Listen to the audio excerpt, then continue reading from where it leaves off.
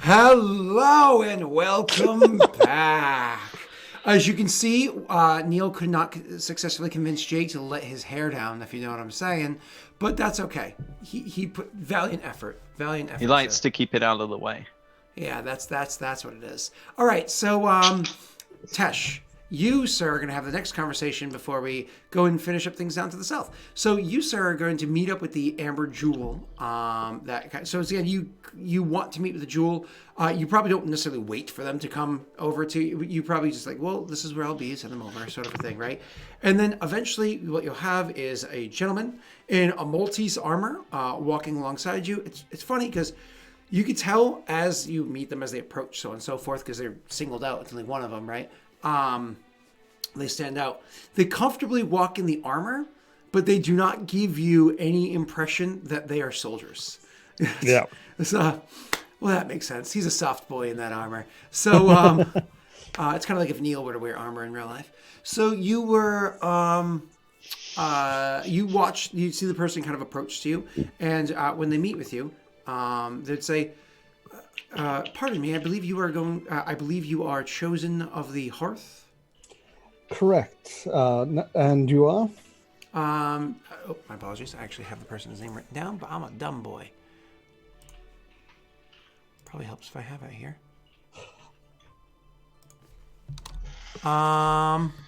You are a dumb boy. Can confirm. Is that actually his name is Willem? Okay. Yep. Oh, nice to Let's meet hope you. he's not a foe. Oh, my God. I love Willem Dafoe. He has the best crazy face. I mean, he's so good in like everything ever. I mean, name a bad thing that Willem is in. So anyways, my apologies. So he comes up to you and he says, my apologies. My name is Willem Sunstone. It's a pleasure to meet you. It's a pleasure to meet you, too. If I am understanding this right, you were to staying behind to catalog and log things, and I assume the commander talked a bit more about stuff further down the line, but we'll leave that for now. Yes and no. I came along with the Magister so that I may provide my services to the Queen as I was appointed to do so. The soldiers, how they fared, the enemy, how they fared, and so on. But also of the other chosen of the Quill, and his impact and what's going on over here. I'm not a spy. Please don't assume as much. Simply keeping records of the details that take place here. I'm now here speaking with you to offer my services to your throne, to your crown. If there are any services that may be rendered while I'm here, or perhaps to offer future services, if not myself, then with another Amber coming through. Well, at least for now, your services will definitely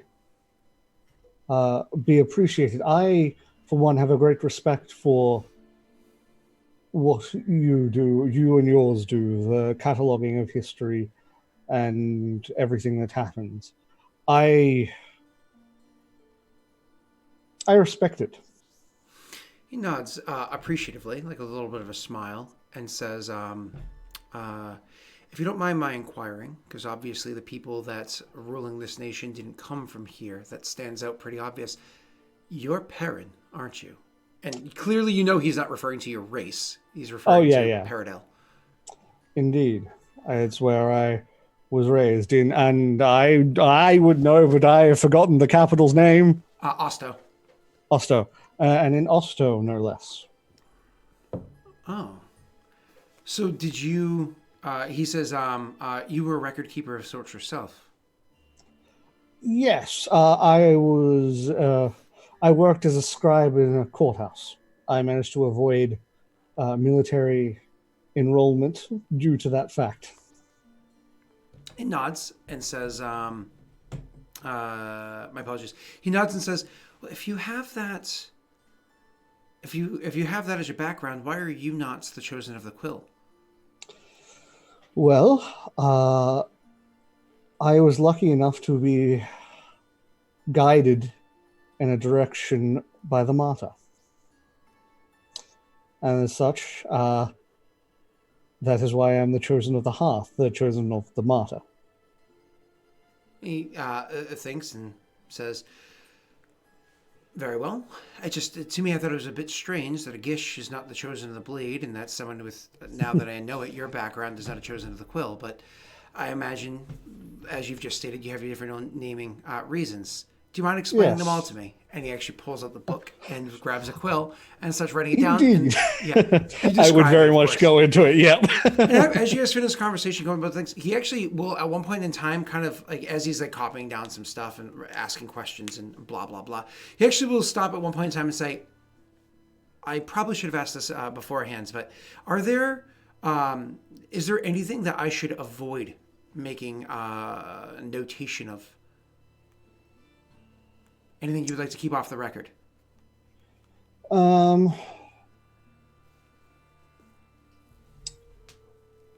terms of, I would ask that as far as my story, I am happy for it to be in there.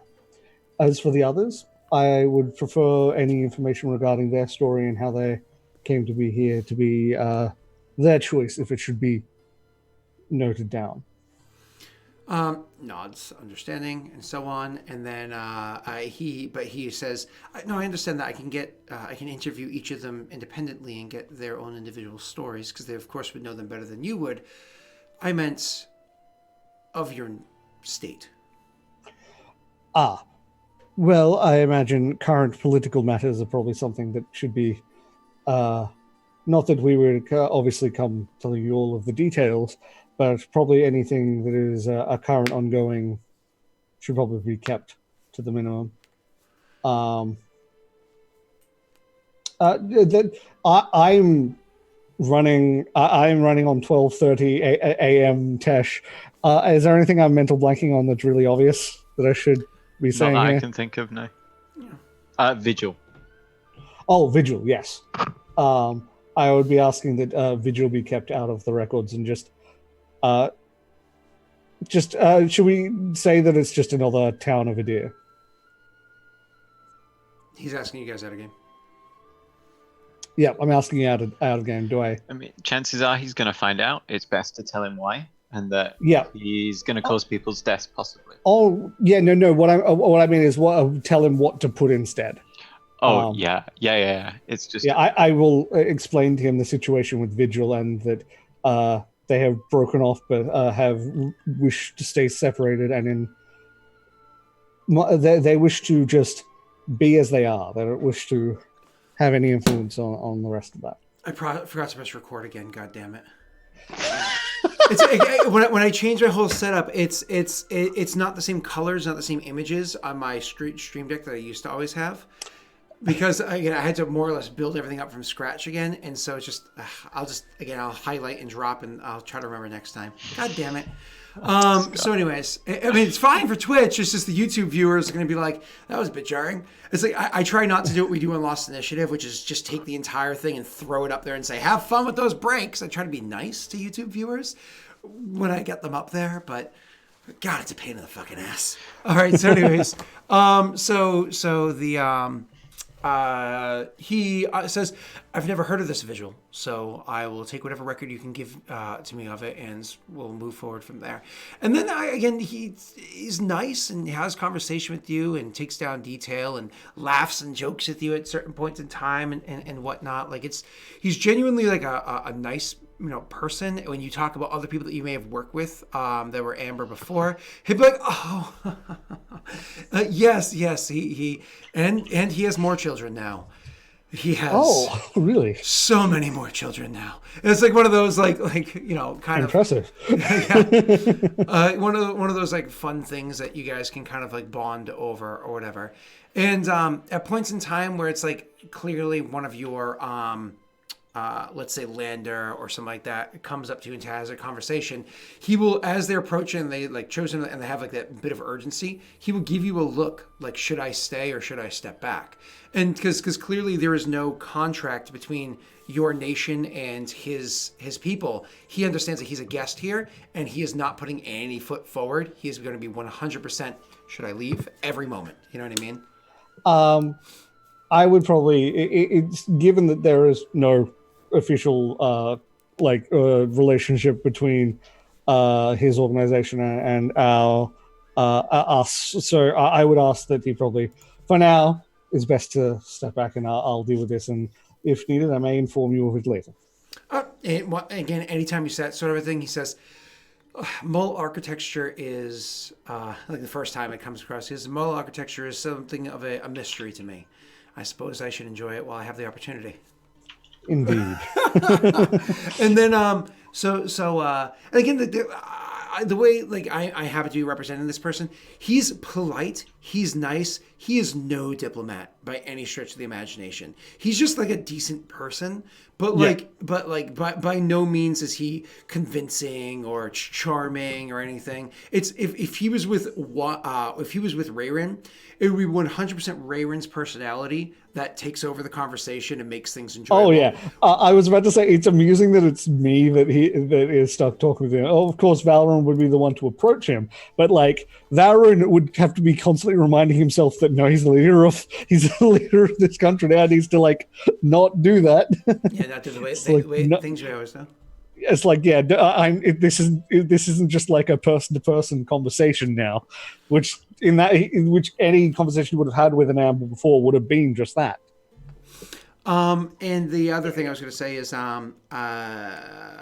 with you, obviously, it's the fact that you guys have like a similar background or whatever. And you can imagine if he had any conversation with one, it would just be like, him talking to exactly.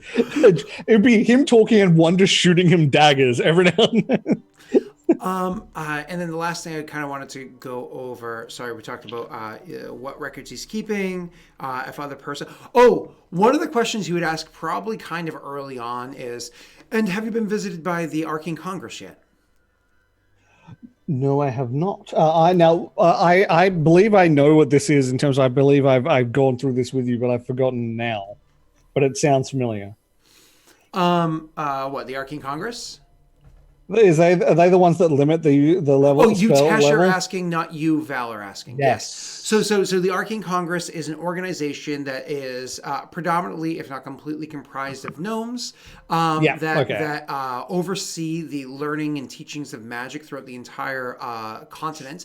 And the reason why they do that is because magic is very dangerous, especially at its higher tiers, and they need to very much limit the way people learn it and to what degree they can learn it, lest they bring harm to the continents. So it's just more or less, the thing is, like, if you just gave everybody like an automatic rifle and just said, "Have fun," like things can go poorly. But if you give them some degree of training, understanding, so on and so forth, then they could be used responsibly, and it doesn't have to be incredibly dangerous. Sure, there will be douchebags that still fire off into but let's stop that right now and just go back to this. But you get what I'm saying, right? So yeah. No, I haven't actually. I mean, I've been distracted with other things, but I'm surprised actually that I have not. So you have not been visited, right? Oh, that's right. No, I thought, but your character has the loophole, but not the actual. He would. Okay. He nope, would you would not know. But oh shit! Wouldn't? It's something I don't know. Okay. You guys have been visited. Sorry, you guys have been visited. And things went well. Oh, good. Remember? But you've actually signed a treaty with them saying that you will adhere to their rules. Do you guys remember that? I have literally no memory of this. You weren't there. Oh. Okay. Out of character. Thank you. That's what I needed to hear. Okay, so then you would know that we have what we have with them. Oh, then I would say yes, and we've signed a treaty with them then. Oh, do you mind my inquiring as to why? I'm going to look at the other two out again because I have no idea what the fuck happened. So No. More or less, these are the gnomes of the Arcane Congress. So, like, there are laws that exist on this continent. You exist on this continent. Therefore, these are laws that you must adhere to. And your characters are like, there was a lot of shit that happened out of in game that none of your characters remember. Don't worry about it. But the short version was, don't worry about it. But the short version was, so Chesk has a proper take. But the short version was that you are adhering to the laws because you don't want to bring about the ire of the Arcane Congress. What are the laws? I can't go to a certain level of spells, isn't it? Yeah, it's anybody up to more or less 4th level spells because of like what tier it is. I'm aware of that, so we're good. Yeah. So anybody up to that, you're welcome to do. It's once you get above that tier, things are very, very rigid. There are certain types of like magics and whatnot that you're not supposed to use, which is whatever. But if you ever institute a school of learning magic, that's when they will very much bring a presence forward because they have to teach you how to teach, and they will always have a professor present. Usually, like the headmaster, whatever you want to call it, the head of the university, will be theirs until you have one properly trained, and then they'll just always leave a professor on duty to aid. But they don't have to run your college for you after it's instituted correctly. So, go ahead. Oh, so what was he asking then? More or less, like, have you met with them? The answer is yes. Did you sign with them? The answer is yes. And why? And then I'm going to do like the prestidigitation to like just show the runes and stuff. Just I was given some arcane ability by the martyr. Understood. Obviously, if they had heard about your budding nation, then they would have wanted to turn their attentions here. They seem to know about things at their inception, so it makes sense that they would be here to speak with the three of you. Well, so you have a treaty with them. Word of advice? Perhaps don't bring that into the talks with Heathguard. Heathguard, remind me, this is out of game? There was the commander of the Amalti soldiers. He's the magister that Yeah, he says, word of advice, don't bring that to him. They have their own approach. Yours is not correct or incorrect. It's simply the common one. Indeed. Thank you. And so then you guys kind of go on from there. If there was anything else that you wanted to speak to him about, again, he just more or less is just, I can totally see. It's one of those like, I can see where we could be of aid here, and this record keeping over here be of importance. And there's something else I want to get to you as well. But I'll finish that last tidbit off with you in a moment, Tesh, because as you're traveling through your keep, there's something that you're going to stumble across. But we'll get there in a moment. So, because obviously you're down, not in the keep at first. You're out on the battlefield, like overseeing this and talking about that and going into your land and blah, blah, blah. I imagine you spend much of your time outside of the castle. So we'll get back to you. Jake, sir! You go and you pray. Whatever. And you talk to Nelly. Sup, girl? And then you probably... girl, I've been in all these battles and you don't even know. That is one in the shrine. Oh my God. Clip, please. Clip that. Yep. 100%. Yep. Clip. You're not getting Valley Girl again, sorry. Oh, clip it. clip it. Anytime I want, this is a direct request to everybody in chat. After that is clipped, I want everybody to have that link saved somewhere on their computer. Anytime Neil starts to anything, I don't know, be a little too Neil, be a little not Neil enough, whatever it is, drop that in chat. Let's see if we can get this used 1,000 times in 2020. That's our goal. 1,000 uses of that clip in 2020. That's our goal. We can do it, boys. We can do it. All right, moving on. So we can't drop. Oh, you can drop links in. My apologies, in Discord. I mean, when he's a little too Neil in Discord. That actual link, I'll make a command in Twitch in a bit. All right, moving on. So. Moving on. So you of course have Jake. You have your conversations with her. Eventually, Raven comes up to you and goes, "Here," and you take your gift from Hansa. I don't know if Neil gives any speech alongside handing over the gift from somebody else, or if it's just kind of a drop and go. We were at war, Scott. I needed to inspire the soldiers. It worked. So, sir, do you give any speeches, or you just drop and go? Well, the axe. Yeah. He's like, Hanson made this for you. He would be like, Hanson made this for you. She also asked for the other axe back. Why?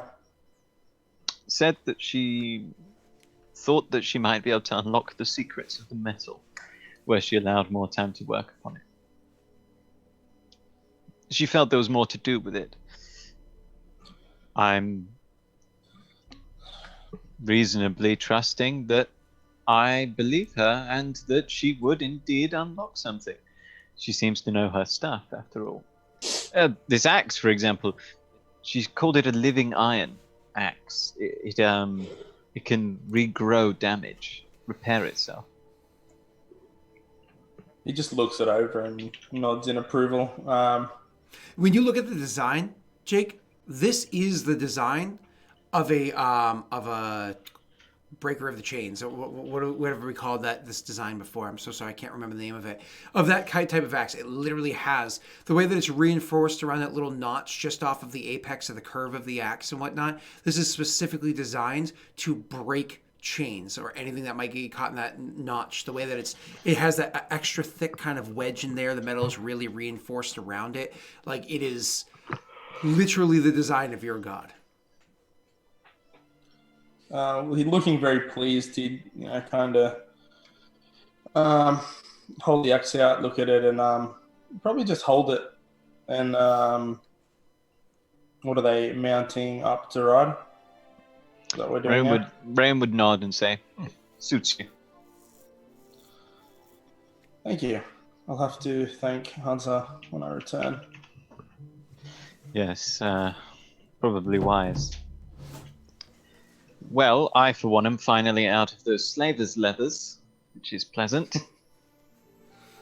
Yes, you've been wearing them for a while, haven't you? Oh my god, yeah. Far too long. I think at some point I switched over to other leathers, but it's okay. One kind of looks at his cool breastplate and he's like, it's about time you get some armor that befits your station. It's quilled. It's rather more pleasant. It's like being back at my reading desk all the time. No. Rayron would mount up like they've dilly-dallied enough. We can't all just spend our time entertaining a duel of Eros, Some of us have got to go to war. Yeah, I mean, you got your RP, Tesh got his RP. My conversation with Nelly was just skipped over. I didn't even get a chance to do anything. Well, because you have a more important conversation coming up soon. Why, do you want to talk to Nelly about anything beyond spy on them? No, rather than that's exactly what one thing he would have told her to do, though, is to tell Valorant that she is there as my representative. And just that she knows if Valorant starts talking about things a little too much, just to politely silence him.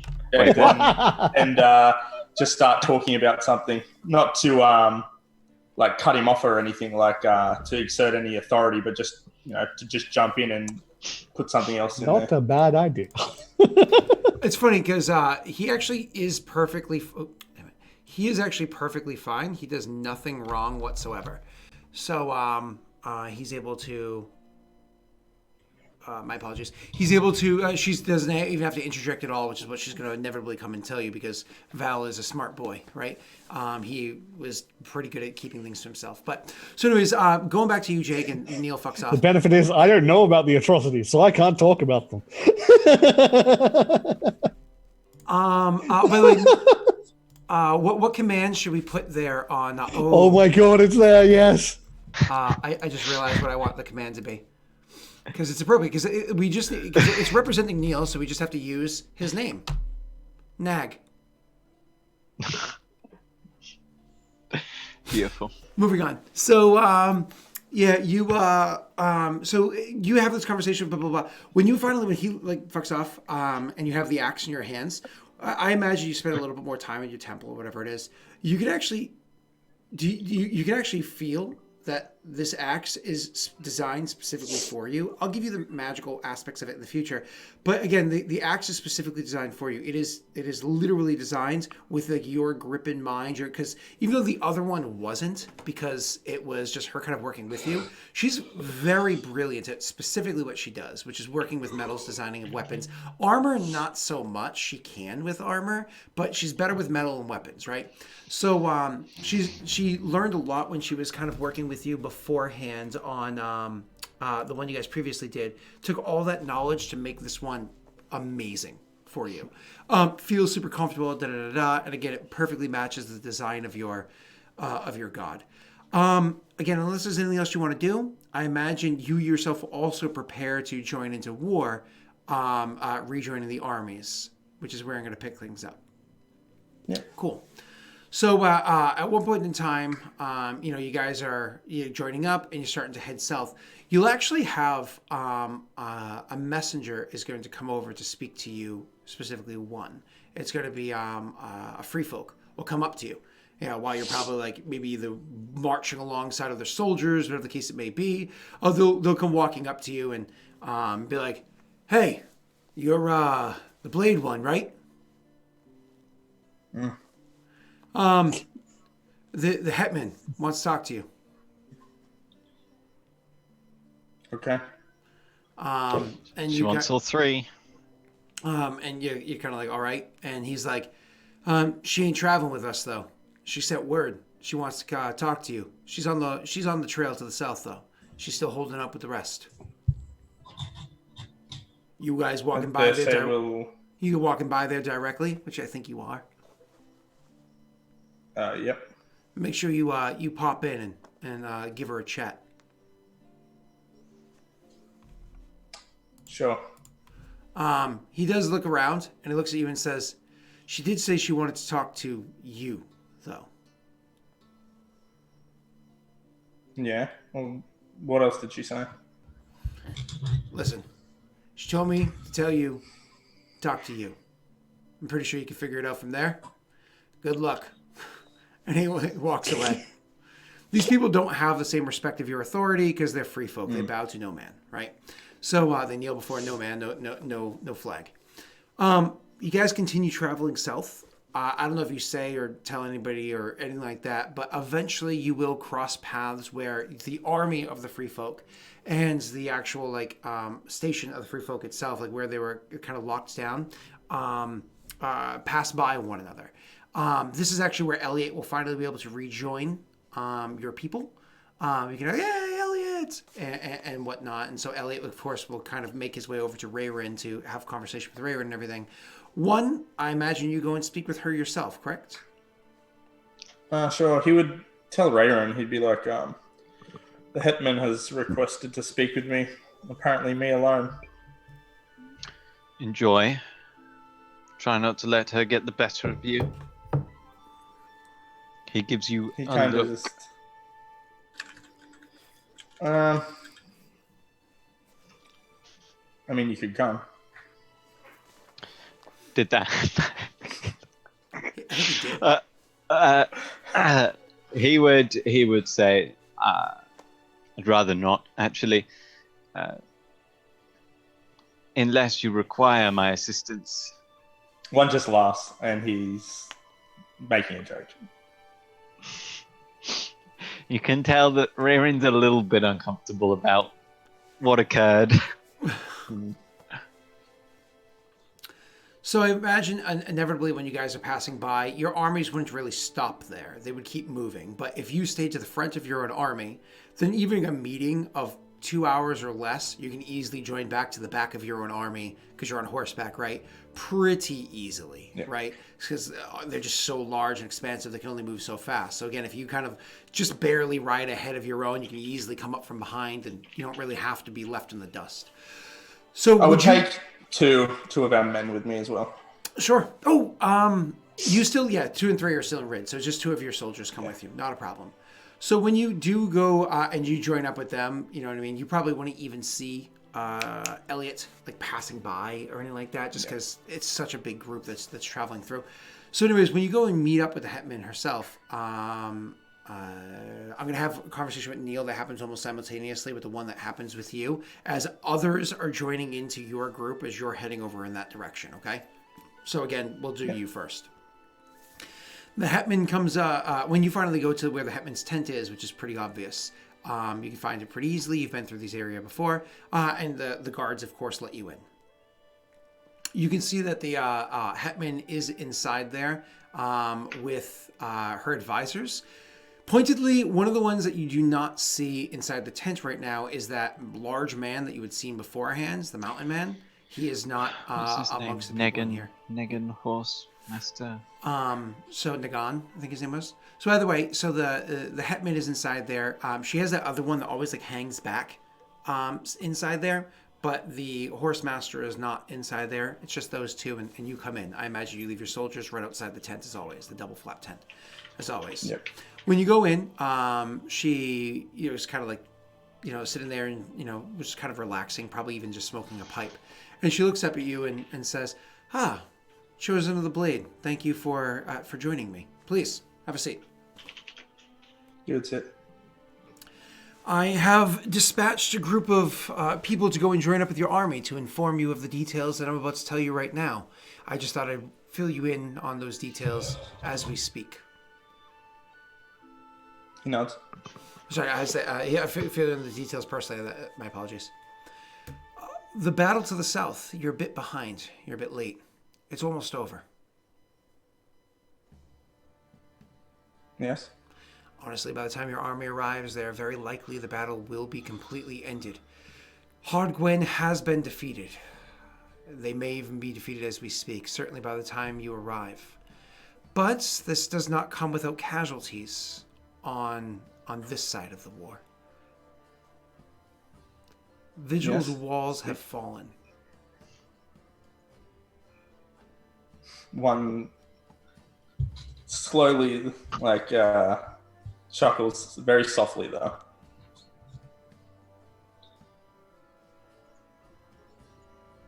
He just waits for her to speak. She's sitting there. She's just looking at him, watching. He doesn't speak. He will sense motive on her, though, on how, this is going. Sure. She's like... Tone. Sure. And why she is telling me this and what she expects. If nothing else, the hetman is a very opportunistic person. The reason why her people do so well is because they find situations, weasel their way into the best spot that situation has to offer, and take advantage. She knows, of course, everybody knows the division between you with your laws and the people of that place. You're not exactly discreet about it. And so she threw that on the table, and she's just looking to see if he responds. If you allow a solid 20, 30 seconds of silence to linger between the two of you, she will then break the silence. But I imagine she's just as perceptive as you are. Well, maybe not quite that modifier, but she's a very keen person that likes to analyze situations just like one does, even if he's doesn't come off as that way to the average person that meets him. It comes off a little differently. So you know that she's definitely reading you. And finally she'll break the silence and say, Vigil has been there for some time. We've tried to attack it before. You know our people. If we don't have work, we find supplies. We take them from where we need to. We've attacked wherein before. We've attacked other towns that you've heard of. We've actually never attacked Rid. They don't really have much. We've attacked Vigil. And we've never been able to pierce through their armor. Seems that armor is no more.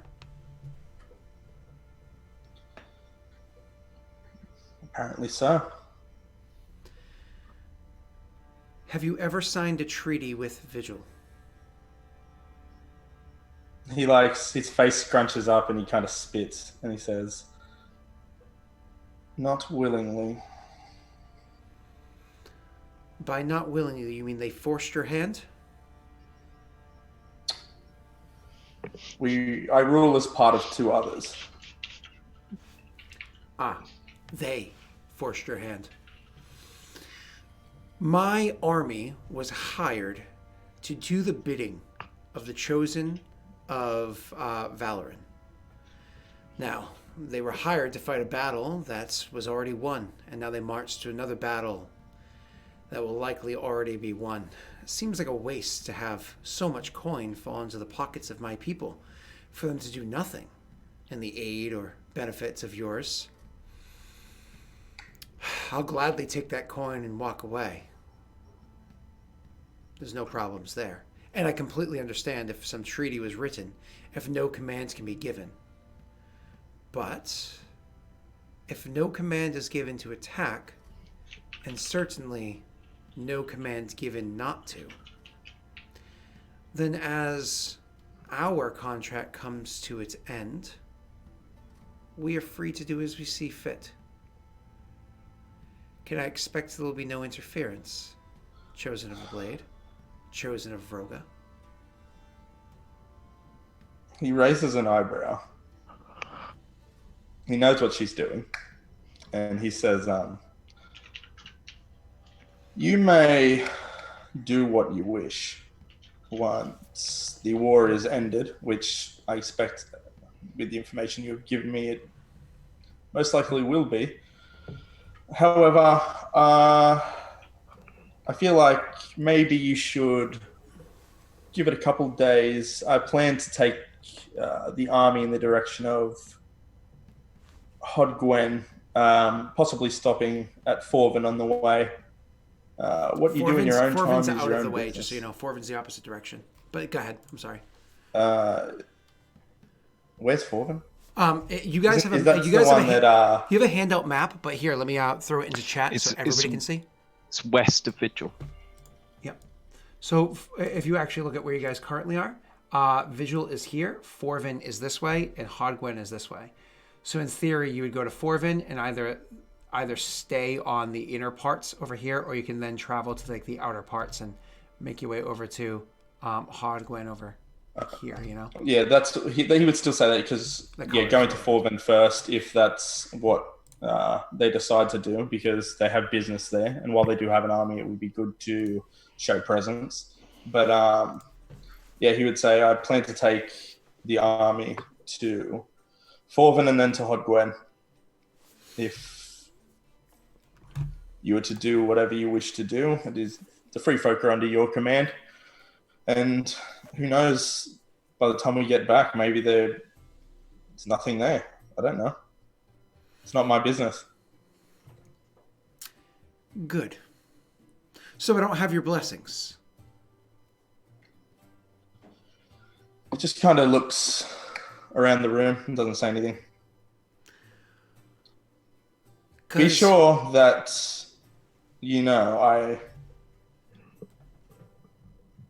He stops himself, catches his words, and he just says, when your contract comes to an end, like I said, you do what you wish. I will not be involved. And neither will... Well, I can't speak for the others. I don't wish to make you any promises, but I told you where I'm going. You do what you wish. She smiles and says, good. I'm sure there are many spoils that can be found inside of Vigil.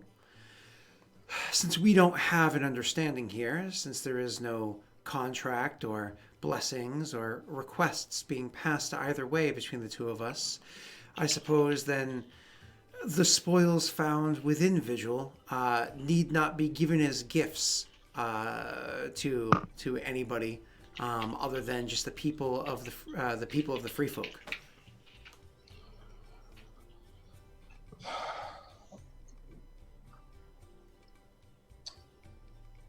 She's a worshipper of Vroga, right? I believe she is. Yeah. The Vigil wields a sword. I believe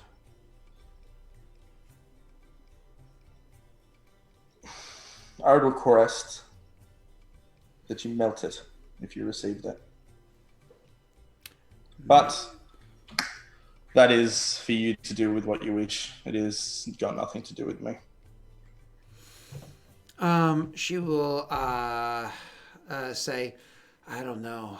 That sword could fetch a pretty penny on the a pretty copper on the open market. I'll think on He it. kind of like scowls and he's like, if dealing in relics of Lady Erebille is your thing. And then he kind of looks at her with like a different look. She nods and says, nods like understanding, kind of looks away for a moment. Then she looks back and says, I could melt it if you're asking me to. I'm not. All right, then. And she, at this point in time, she's like, is there anything that the free folk, is there anything else the free folk can do for you? Our contract, it's nearing its end. No, I should return. Ride well. Just nods, turns. Back in the army, you have kind of like a scout report sort of a thing. A group of messengers or whatever will come and meet with you, wherein, the chosen that happens to you over here, and gives you the information that their scouts watching to the south, because this is kind of halfway between the two. The scouts watching to the south say that the walls of Vigil have fallen, but the army that they face is being clashed between the two armies, and it looks as though they're on the precipice of a win. Very likely you guys will arrive to the battle already being over. So I don't know if you intend to arrive there anyways, Neil, it's out of game question, or if you intend to immediately turn to go elsewhere, but you know that most likely by the time you arrive to Vigil, the battle will have completely ended. Okay, just to keep that in mind, you of course take your information. One eventually rejoins with you. Elliot also rejoins with you. You guys have some conversations back and forth, unless there's any particular RP you want to have with Elliot. He just simply says that his time with the free folk was actually quite pleasant, that the hetman is actually quite the pleasant person. And so you got to meet very interesting persons there. You know what I mean? But nothing that's really worth me mentioning in RP, unless there was any RP you wanted to have with Elliot. Okay, cool. So when he rejoins with you, I imagine, do you say anything to Wherein worth noting, or do you guys simply flash forward to arriving at Vigil?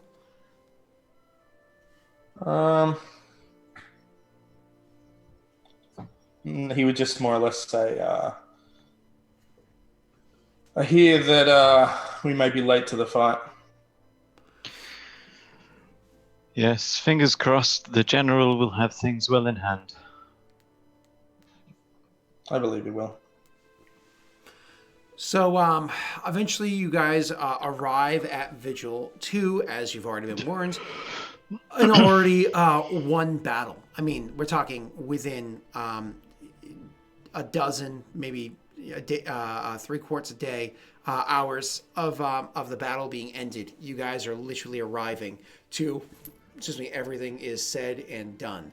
You have General Jaeger with the Gish, who are already ahead of you guys.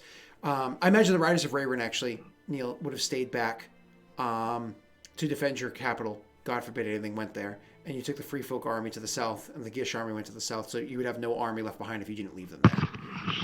So I imagine you probably would have left them under Val's leadership, right, to defend?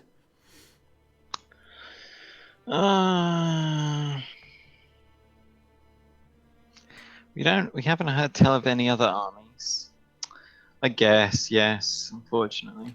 So I mean, because you're still traveling with 1,000 soldiers, and you have your 500 and the other 100 already down there. So the Gish arrived maybe half a day before you guys. You're there. Everybody's there. I mean, there's like so much going on right now, but there's the the battle is completely over. You kind of see the tidbits of the retreating happening. Blah blah blah blah blah. I would say literally as you guys are finally meeting up with, because you wouldn't go straight into the city, right? You'd go meet up with the general and get fulfillment. Why don't we flash forward to a scene where the two of you are meeting with the general, so you can actually have a conversation with Jaeger himself as he speaks of things. And in this meeting, you'll actually, unless you choose otherwise, Magister Heathgart will also be a part of the meeting because he's also here as as an army to represent your nation. It's up to you. He doesn't have to be. I mean, I'd say we'd have a conversation with Jaeger before, inserting Heathgut. Okay. So when you meet with the general, I don't know if you guys want to say anything as you approach him, but he has his typical stoic face and stiff back. Who wants to open the conversations? One would just, seeing General Jaeger, would just say, General, it's good to see you again. Likewise, Chosen of the Blade. Well done for making the difference. He nods once again appreciatively and says, Chosen, if I may, how fares the North? The enemy was crushed. Verily. We took some losses, but in reality, far less than what they could have been. He nods and says, I'm glad that we will still have a home to return to. The falling of Rid certainly put concern in all of our minds. Yes, my thoughts think of home as well. Soon, I think. Soon. The army is in full retreat. We did not pursue. We allowed them to retreat. I imagine they're going to find themselves back in Haude Gwenh.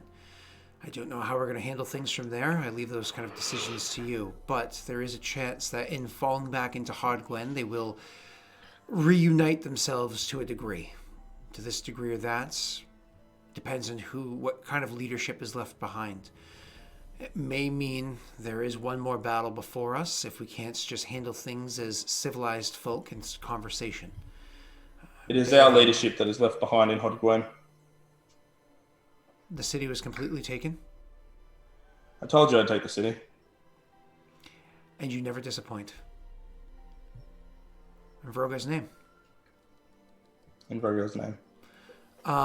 He then says, an army joined us from the north ahead of you. And undoubtedly you saw them as they arrived. An army of Amalta.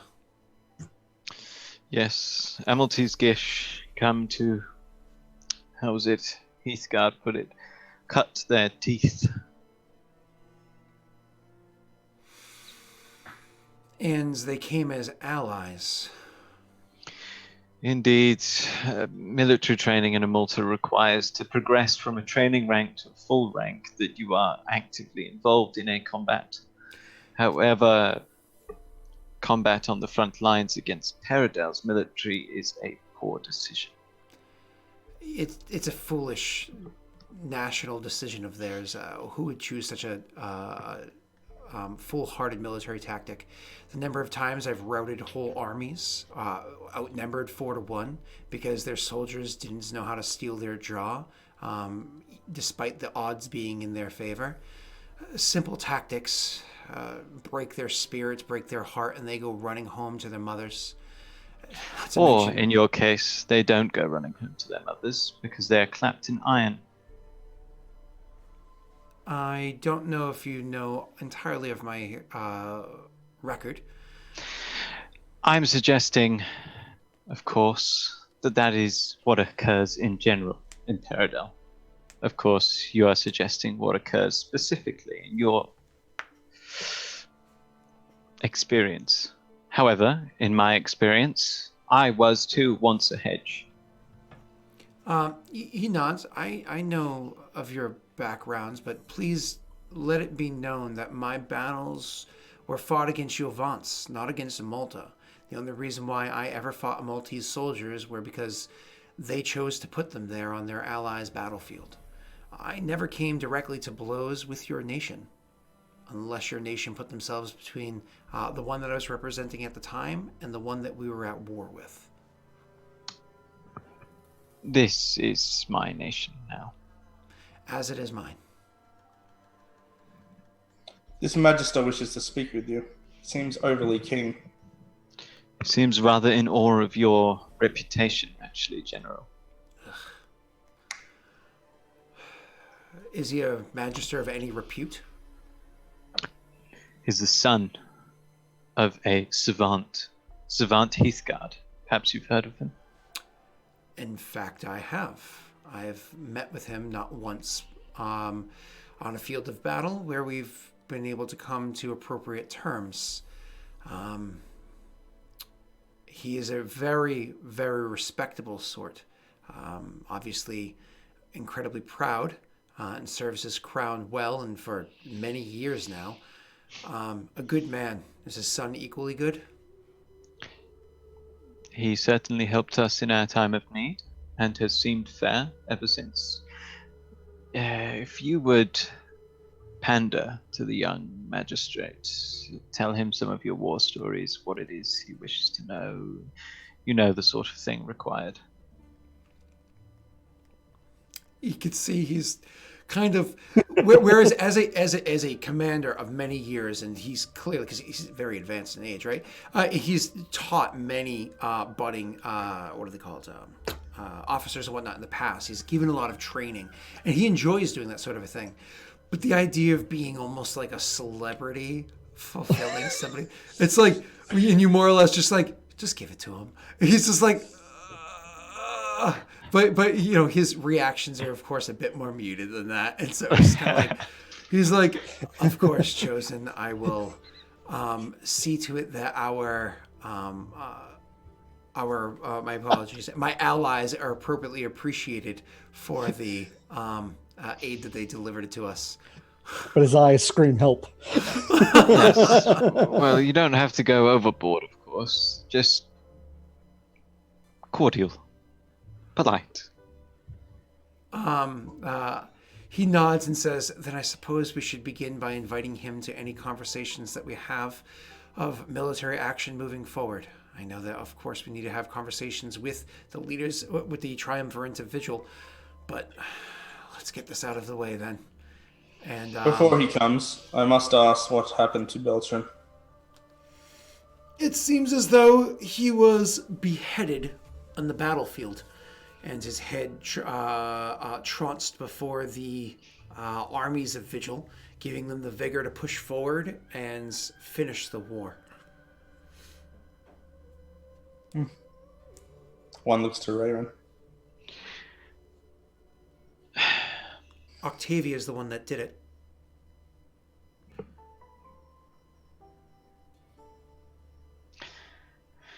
Well, that's one problem dealt with and another created. Is there anything you need to inform us of, General, that would be better heard just us? He thinks for a moment, shakes his head. No. Everything is fairly open. Their battle was fought well. Vigil fought well.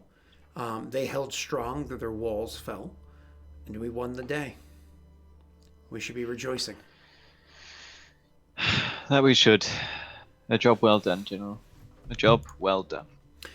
Eventually, Heathguard comes in, and the two of them have a bit of a conversation. It's one of those, Heathguard is, I always equate this to like my experience as just being a human that has ADHD. I am all the time, right? Jesus. Yeah, exactly. However, like from my time being on and off medication, I know how to pretend like I'm not that way all the time, because it's just like, oh, normal people act this way. Let's just pretend like we're. Well, when he first met with you guys was definitely putting a strong foot forward and pretending to be a slightly different or slightly more put together than perhaps he really is, because he needed to. But when he comes in, you can see that almost immediately after meeting Leon, that fake persona that he puts forward kind of like falls off, right? And he very much becomes the son of a general, son of a very high-ranking person, where it's kind of like he almost like oh yeah, blah, blah. Oh, and the people that I know, and oh, and you did, oh, and the people that I know, and it almost becomes like the boss's son. You know what I mean? Like it's a little bit unsavory, but it's not to the point where you necessarily have to be like, it's not too painful for you guys to have to suffer through. The person that deals with it the most is poor General Jaeger. He just keeps looking at Rayron like, save me. Yeah, he keeps looking at Raymond like, you betrayed me. We are brothers from the battlefield. I said, "Et tu brute." So, You should have let me die. That goes on for some time, and inevitably you guys just have to be like, okay, we have meetings to have. Bye. Do you bring the two of them with you when you go and speak with the triumvirate of Vigil?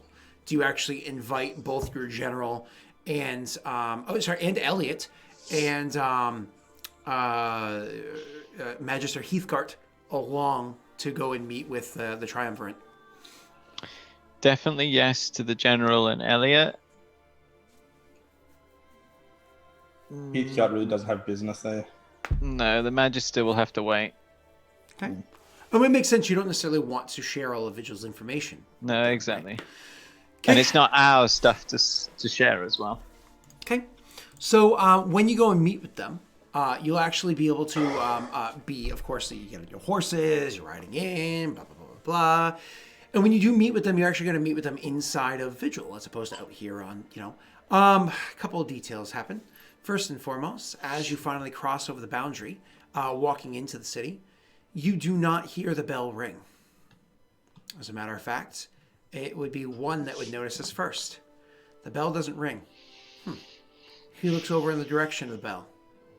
It seems as though that tower, that watchtower that's over there, has taken a blow from one of the catapults that had been launching into the city and destroy the upper parts of that tower, it having collapsed down to the city below. Scott's like, they're undefended. The free folk are going to attack them. Their alarms are going. You just attack them, damn it!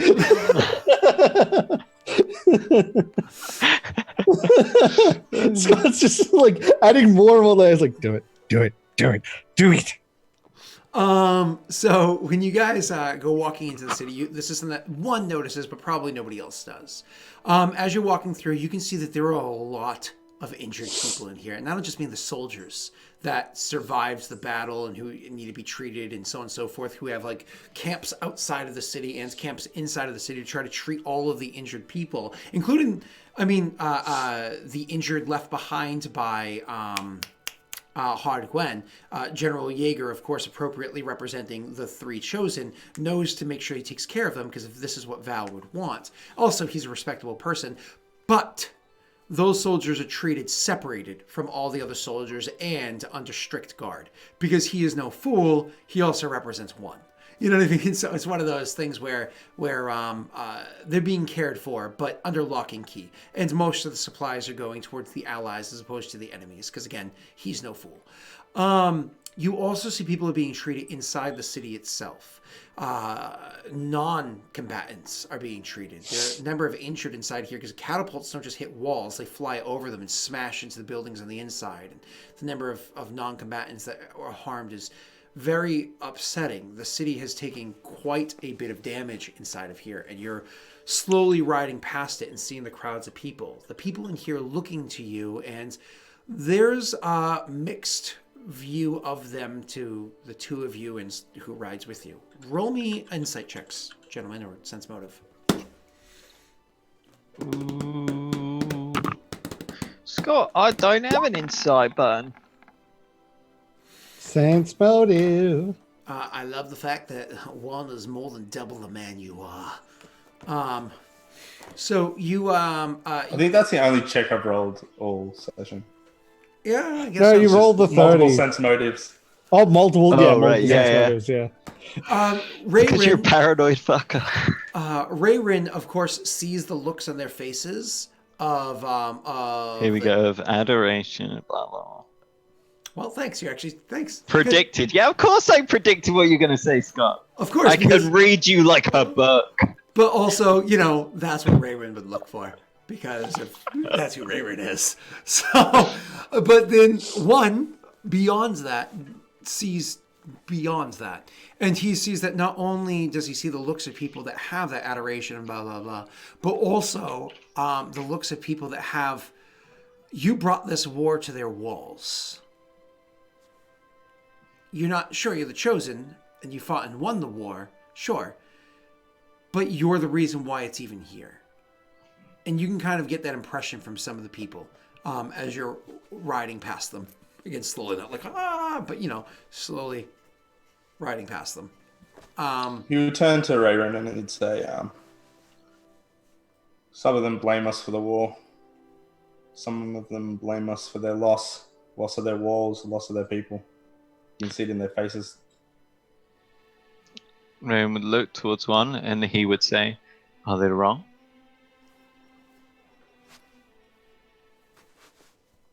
One shrugs.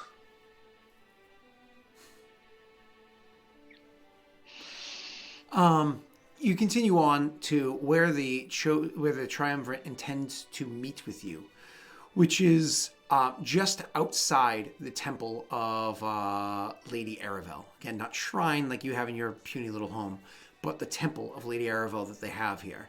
Only took them 200 years to build it, though. They 3 shrines in like a month. They meet with you outside the temple of it, not inside of it. They're not disrespectful. They know how uncomfortable one was last time. But it's also within the public eye, the public view. You see all 3 of the triumvirate are there. And so the 2 of you riding up with Elliot, right? So the 3 of you coming up with... and General Not Vega. General.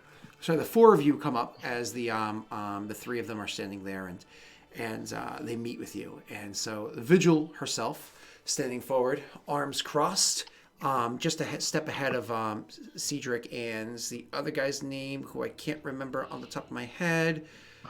Still along the lines of like Liam or something, but I can look it up afterwards. So standing just a step and a half ahead of them, as you guys approach and of course like dismount and meet up with them in this area, where there's of course the temple right behind them, the statue of her in front, and this thing is unscathed. No catapult shot was far enough into the city to actually hit the temple itself. So she, as you guys approach, she will look over to all of the audience that's there and says, "People of Vigil," and her voice is elevated, like loud, but I won't get too loud, of course. Not magically enhanced by any chance. She says, "People of Vigil, please welcome the 2 of the chosen of Valrin." Valrin is the nation, right? The names are too similar. Valorin. Valor. Just think Valor is the nation. Valorin. Multi-syllable is the nation, single syllable is the person. Sorry. Valorin. So please welcome 2 of the chosen of Valorin as they join us in our moment of victory over the evil and insidious armies of Haude Gwenh. Haude Gwenh has fallen. The curses upon this land that they have brought to us have been broken. We can rejoice for a moment of peace with our allies. And the people are like, oh, yay. There is legitimate cheering. There's clapping and whatnot. That is very real. Maybe not as loud as you would hope, because there's suffering and whatnot beyond that, of course. But you need to see if she's taken the opportunity. You have to seize the moment. You have to take the win where you have it. And she says, "Please, chosen, we've already had an opportunity to speak to our people. I invite you an opportunity to speak to our people."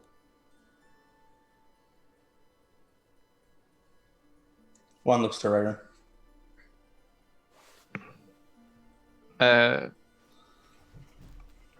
Roran would get off his horse and take a position next to Lady Octavia. And he would take a few moments where he would look at the people, meet some gazes. Gotta give him a chance to speak, boys. We have won a victory here. A victory that I can see is costly. But it is a victory that I thank you for, and a victory that my people thank you for. Your stalwart warriors and resolute spirits have saved many lives. Although your walls have been broken, I can see that your wills have not, and that Vigil stands strong as our allies and friends. So, I say, from all the people of Valorin, from the Chosen, wherein will bow. Thank you. So you say you don't have to make a check or anything like that. People cheer and they're super appreciative, and so on and so forth. Sure, you don't want to make us make a loyalty check because you love doing that. No. This isn't your nation. You don't have to do anything like that. I remember I used that argument in Haude Gwenh. No. These people are loyal. Yeah, but that was for your nation. Those people that. Yeah. I'm just trolling because we can't make any loyalty checks. Yeah, you're gonna fail. So actually, so anyways, you after you kind of like that, and there's a couple more moments of like talk back and forth. She says, "There's something that I wanted to show to the two of you. The Chosen of the Hearth obviously is not here, but there's something I wanted to invite the two of you to see. If you wouldn't mind joining me into the temple itself." And she looks to the Elliot and Leon and says, "They're welcome to join as well, of course." Graham would obviously, he would raise his hand and be like offering to those two. They may come. If that is their wish, they're happy to come. He would not. Yep.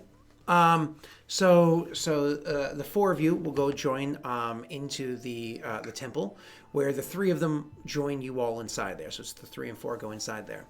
Inside Before the temple, one goes in, he would say in Orcish, softly under his breath, "Forgive me," and then he'll step through.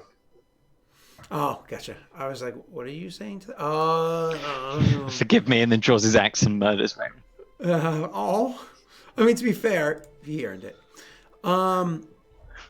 So anyways, so when you go inside the temple, you can see there's actually 2 other people already inside there. There is a man that is standing at the end of the like alley between like the pews or whatnot that are inside of it, fully clad in armor and visual armor, so on and so forth. And there is another person who is down on their knees next to that man. That man's hand resting on their shoulders. That person's the person on their knees, hands clearly bound, and a burlap sack thrown over their head.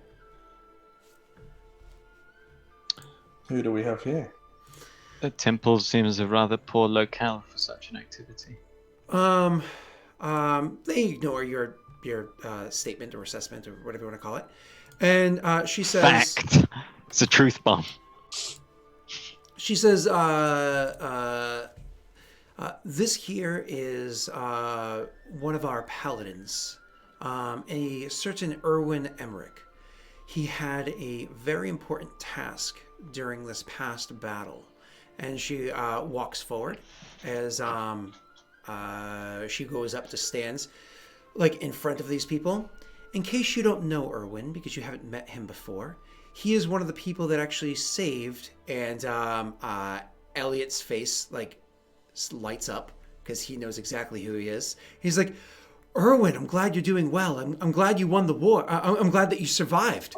And Erwin just kind of like gives like a little bit of a wave, showing that the two of them know each other, and you two can easily pick it up what had transpired. And so it's kind of like you witness this. She quiets and lets the two of them have a quick little conversation as Erwin is like, "I'm glad you're also doing well." You know what I mean? And then once that kind of like settles down, I don't know if the two of you say anything or any actions. You have my thanks for rescuing our dear advisor here. So Erwin is not the one in the burlap sack? No, he is the one with He's the one wearing shoulder. vigil armor. Yep. Yeah, so I would. I want to sense motive on him, the way he is looking towards us. Sure. Yeah. Go ahead. The paranoia.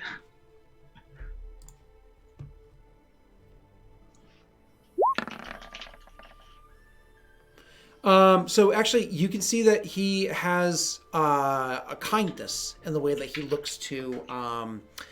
He has kindness in his face, the way that he looks to what's his face there, Elliot. He doesn't really know Leon Jaeger at all. Doesn't know his reputation or anything like that. He really wouldn't. So there's no expression there. However, there's definitely when he does look to the two of you, there's a bit of a crossness in his face. You kind of get the impression that things are not 100% as they seem as you're looking to him, because he's now no poker player. But you don't know necessarily what it is, of course.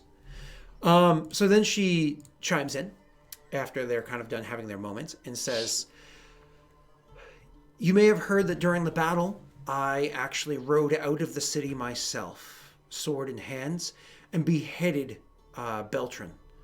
Brought his head before my soldiers, and that inspired them to push on, and we finally defeated the armies of Haude Gwenh after, unfortunately, my walls had fallen." We heard something to that effect, yes. She says, "That is mostly true. What information you gave to me of Beltran last time we spoke led us to believe that any man that we found on the battlefield utilizing his name and matching his description would not be him. So I did in fact ride out, and I did in fact kill the man leading the battle. It was not him. We figured there would be some sort of deception." And she grabs the burlap sack and pulls it off. And you see actual Beltran there. Erwin was given the... She says Paladin Emmerich was given the responsibility of finding the real Erwin, sniffing out his evil, and bringing it to justice. This is in fact Beltran Grearis. I presume it's the Beltran we've met before. It is. You can see that he is, of course, wearing clothing. Let's not think that he isn't. He has no arms, no armor, no boots. He's been completely... Oh no, they chopped off his arms. I thought you were talking about his hang on. as well. It took me a second to realize what you meant, but I had that instinctual thought of, wait, what? They cut off his arms? He had everything, anything that could potentially be magical completely removed from him. She says, "I suppose you can consider the delivery of Beltran to you as a bit of a gift. I'm curious, what is your plan with this fool?" she says, and kind of like gives him a smack in the back of the head. One looks very upset. His mother requested that we save him. In turn, she offered us allegiance. As such, I should imagine he will be spending a good portion of his remaining life in the dungeons. Elliot himself seems uncomfortable right now. Obviously, Elliot's opinions when it comes to Haude Gwenh are a little... He's lived through that moment before. We've already talked about that, and he's faced his demons, and to whatever degree, somewhat come out on the other side. Somewhat. But he still is... It's difficult for him. Leon is steel-faced. He shows no impression of one way or the other. He's going to follow whatever command it is, and is certainly listening with intents to what it is that you guys are going to say next. She looks over to One. One looks at her back. I don't know if you say anything, or if you're just going to let Wherein speak. What did she ask again? So what do you intend to do with him? One looks at her, and he knows that Vigil is supposed to be against slavery, right? That's something that he's aware of? Or not? Vigil is not for or against slavery. They just don't have slavery here. Adir is against slavery. It's not supposed to exist in Adir. That's it. That's one of those things where for years and years, who knows when it started, but it's just kind of like a cultural thing where everybody here kind of understands slavery is not a thing here. One doesn't Lamenting. hide his emotion on his face. He says to her, "He should be dead.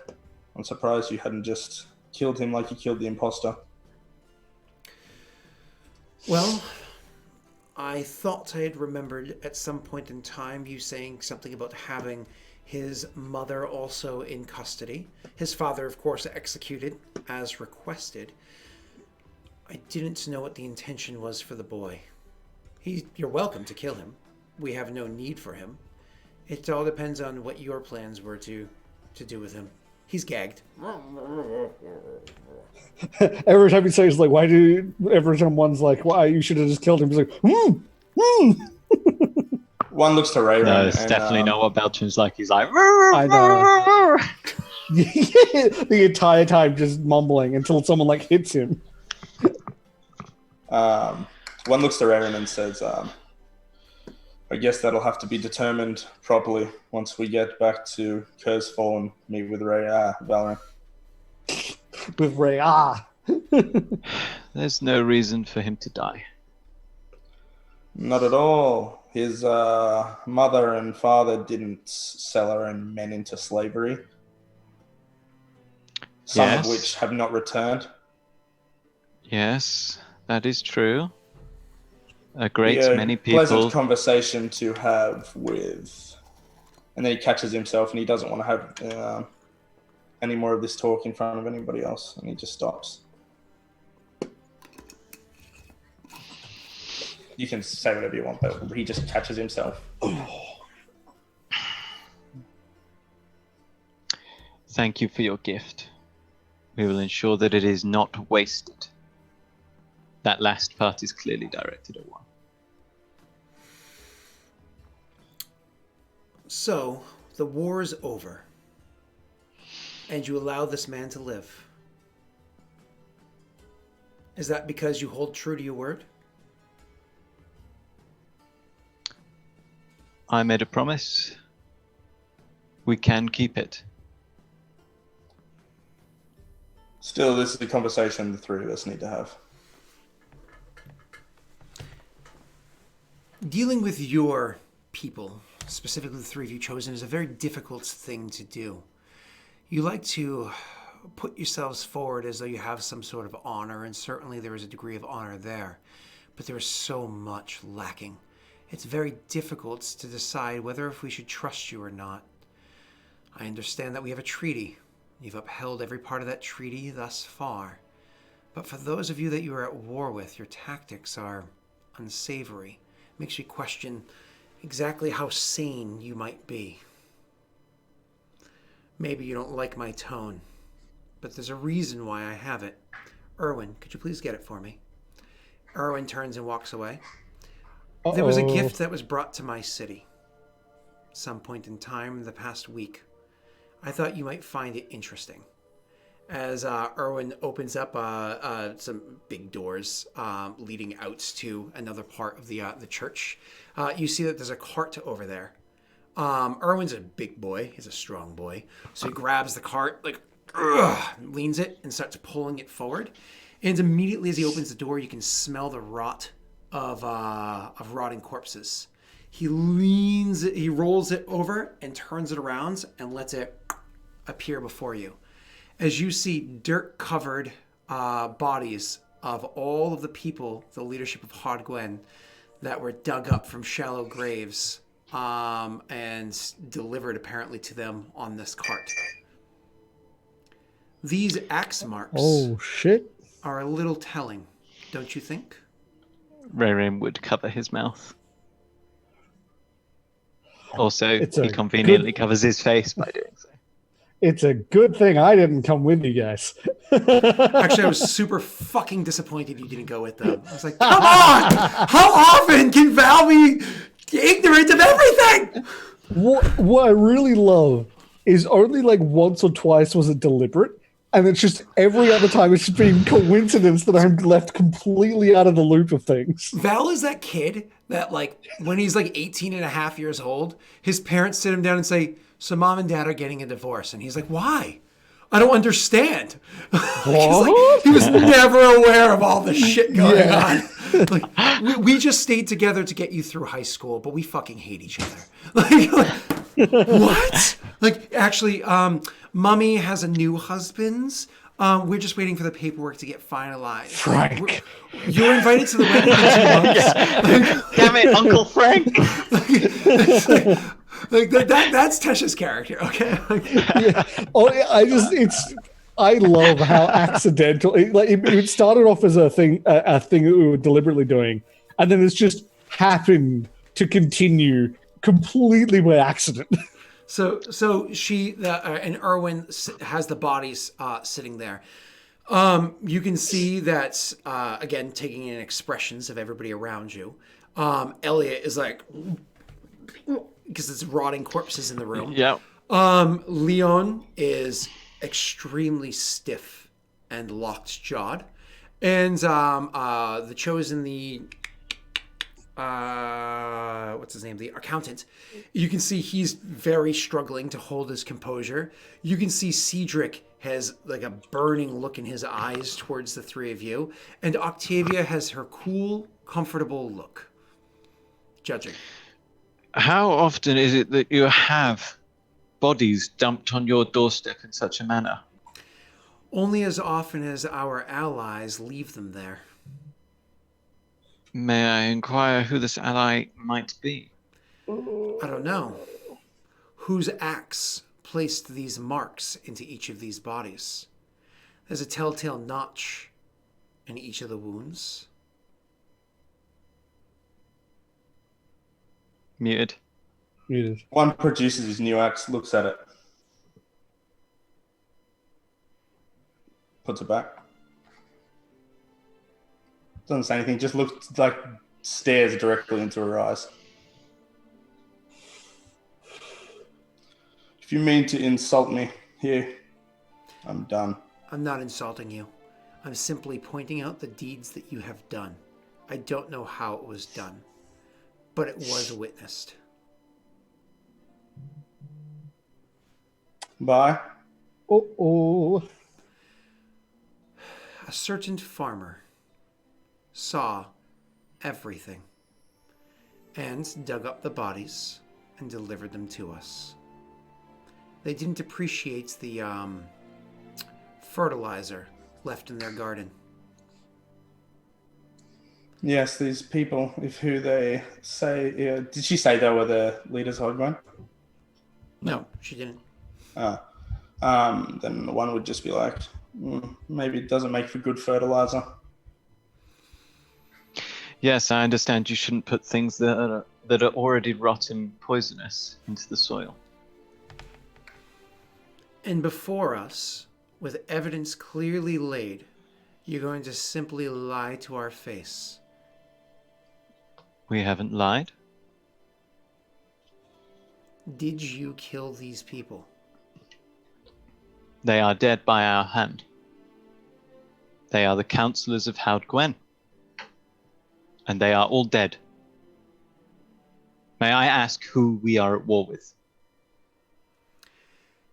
She doesn't answer that question. She goes over and will grab one of the bodies, the one that's kind of on the top, grabs it and rolls it off of the cart so it flops forward, and you plainly see one of the corpses there in a nightgown, and says, seemingly at war with nobody since you killed them in their sleep. That we did. Once again, the expressions of those around you kind of... Is there a point to this inquiry? Absolutely there is. It's important to know who it is that you're dealing with and what their intentions are. Very well.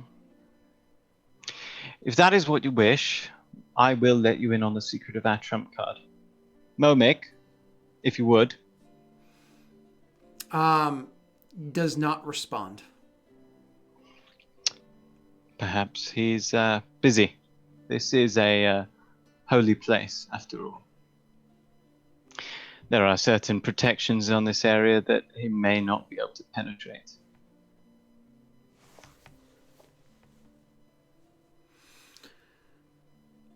I don't care how you did it. I care that it was done. This is not honorable. This is not how war is fought and has fought. This is not how war is fought and won by people who respect themselves or their enemy. You talk of According this. to who? You? You mean to tell us what you think is the right way?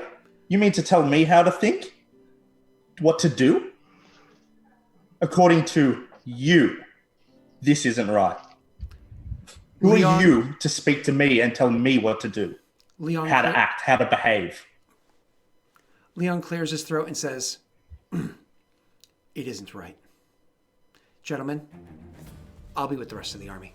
And he turns and walks out. Respectfully, Lady Octavia, your walls were broken. Many of your people died. What do you think would have occurred if all of these councillors had been alive to rally all of their forces? The war was won, no small part by your efforts or by our treaty, by our alliance. What of this alliance in the future? Since you're simply presented with facts and your response is anger. You'd simply ignore my question. I said, what do you think would happen if a larger army had come to your gates? Tell me truthfully what you believe. Honor would have transpired. The honorable death of your people, yes. Tell me, do you value that honor more than your people's lives? I do not. I value my people's lives. I value it more than my honor, and I am willing to protect them at the sake of it. I'm not honor bound to let them die willingly. I honor the teachings of Lady Aravel Darkeyes, and I rest my confidence that she would give us victory this way or that, and if we were to fall that day, that we would join her in whatever life exists after this one. And I put my people's lives in her hands as they put their faith in hers as well. I'm just curious if Beltran would have done a tactic such as this, she says, looking disgustedly down at the boy bound on his knees, and then maintains that same disgusted expression as she looks back at the two of you. She'd meet the same expression looking back at her from one. I suppose it's a good thing you're taking him with you. He'd fit well in your nation. Yes, I believe these fellows here fit well in yours. Ooh. Go on. Take your boy.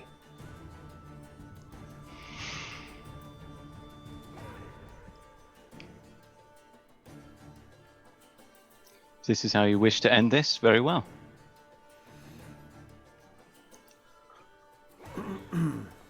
Now, as for peace between your warfaring nation and our isolationist one, I imagine that will maintain. Can I trust that you will continue to hold to some semblance of a code? I'm afraid the smell is rather getting to me. You'll have to excuse us. We'll take our boy and go, as you requested. Of course.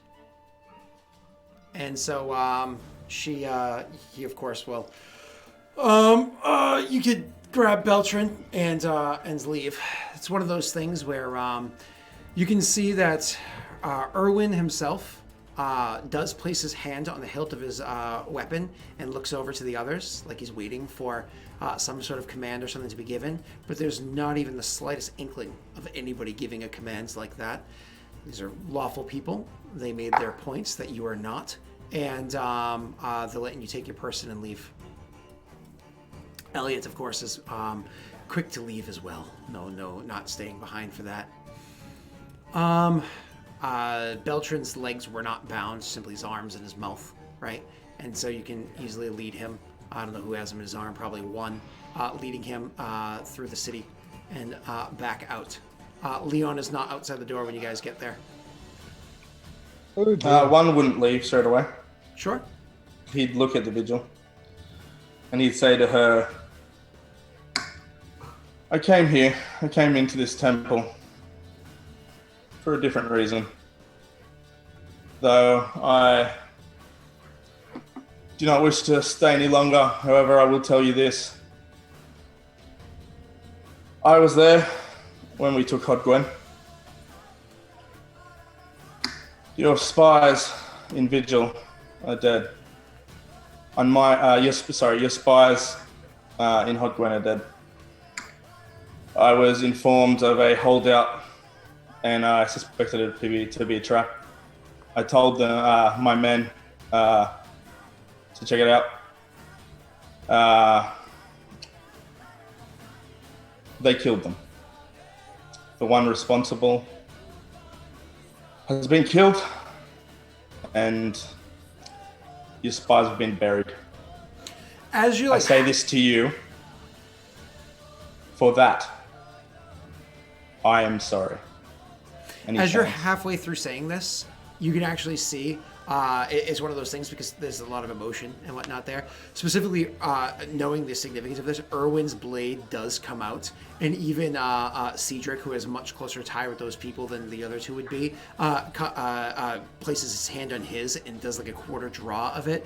Before the Vigil, hearing the blade coming out, will hold up a hand, and the accountant literally just kind of like looks over, sees it, and actually deliberately walks across and places a hand on like the chest of Erwin, like gives him like a look. So his back is to you, but gives him a look. You can imagine like whatever look it is, to be like, not now. Now is not the time. And like places a hand on his chest to stop it. So once again, you can see that there is no intention by the Vigil here, by the accountant here, and to a degree, the commander here to actually take any form of an action. And then you finish saying what you do, which is by my order, so on and so forth, but also to that I'm sorry, like it was a mistake.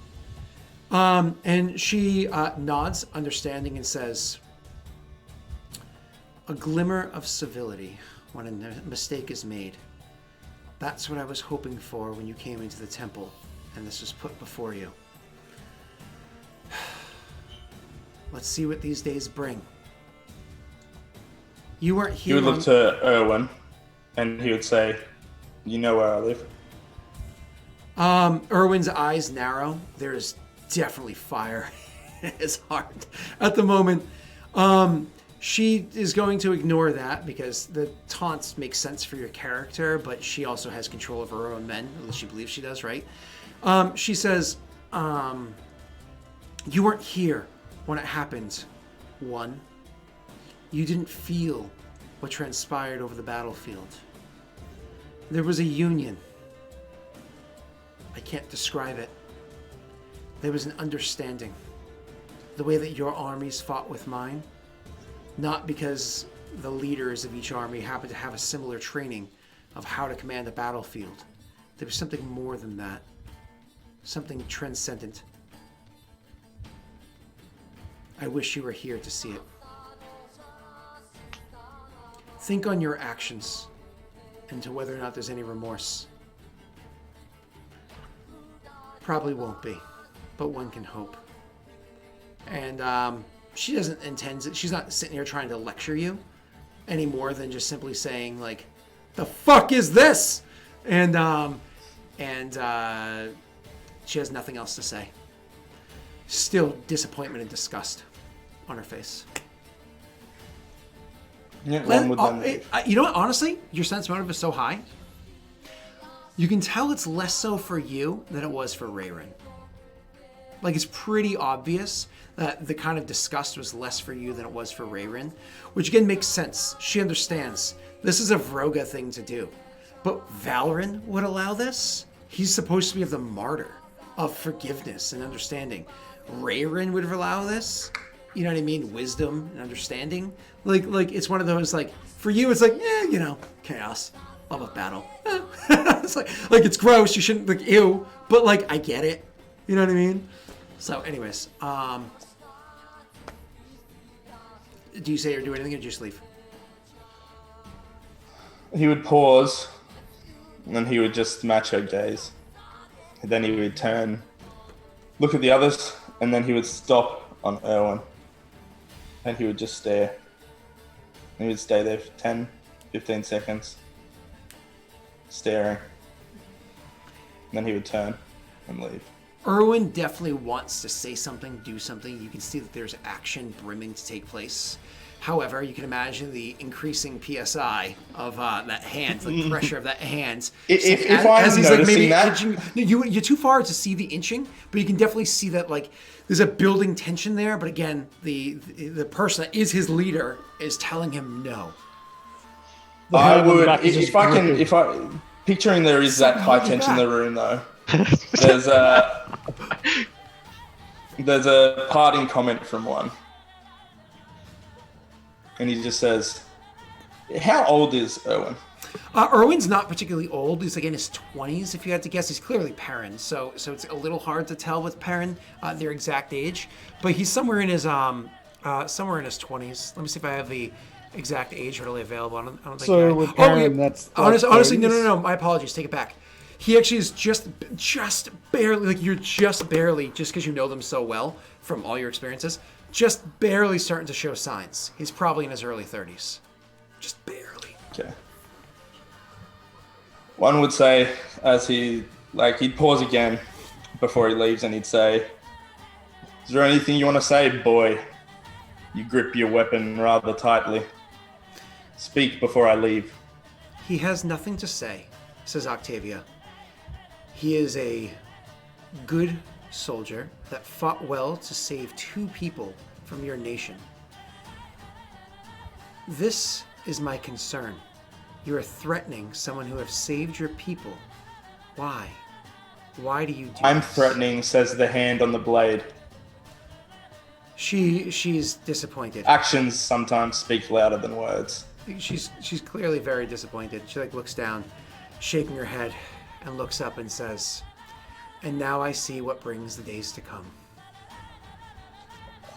With that, as you're walking out, it trails off. I imagine the door shuts, cutting it off partway through. He risks his life, takes wounds to save your slam of the door. Wherein will be waiting outside with Elliot. Oh, you wish I was there now? You took a rather long time in there. Yes, I had to inform her of something. They had some spies in vigil spies in Haude Gwenh. I was informed that there was a holdout, Lady Erebor worshippers, and fearing a trap, I sent in 2 orcs, and they killed them. I informed her of such and apologized on their behalf. You sent in 2 to Lady Erebor Yes. worshippers. Yes. Did you want them dead? I don't know. Well, there was no other way that would have gone. That man is a dog, a rabid one. That man is my brother. Yes, unfortunately we can't choose our breeding. Well, that would explain why they were so riled up. They didn't know. That will have made things worse then. Oh, good. Who are they to lecture us?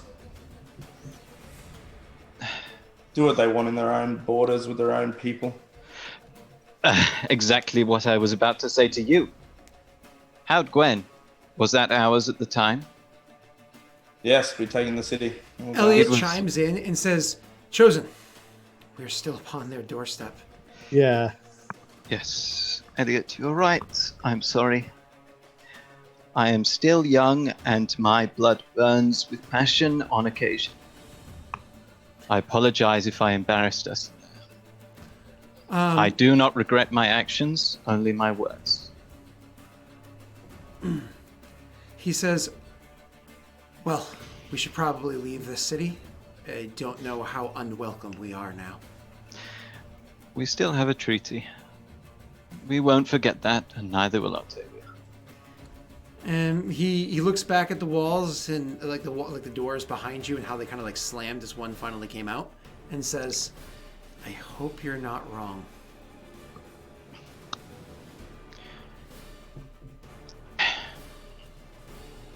They are a interesting bunch. Come, let us walk as I talk.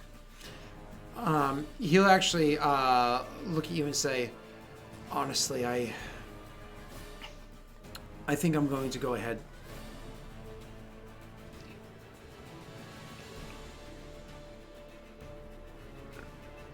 Wherein, like, looks properly shocked. He opens his mouth as if he's about to say something, and then he stops and he blinks a few times. And one would definitely see he's blinking back tears. I see. He intentionally does not like go any further into it, and then he's kind of like he sees it, and it's like almost like when you break up with somebody and you're like, okay, and I'm done here. And so he's just gonna turn and ride ahead. You didn't give him commands to say, so if you had, he probably would have listened, but he rides ahead. One would put his hand on Raylan's shoulder.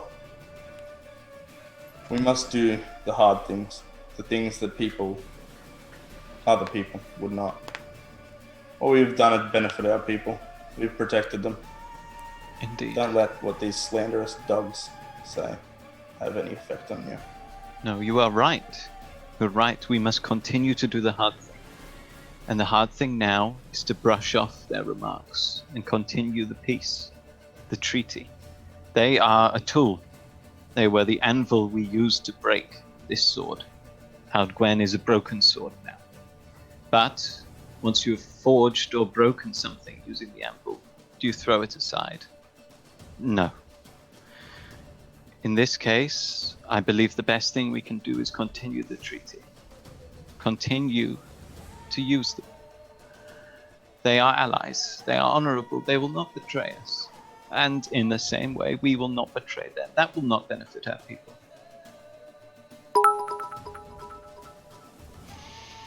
We should speak to Elliot and General Yeager together. I wish to hear their full opinions. Okay. Or not. We will now take a break. When we come back, we'll finish up what we're doing down here to the south. And then we need to bring it back to Tesh up north. So we'll take a quick break and see how these two boys want to talk to Elliot and General Yeager.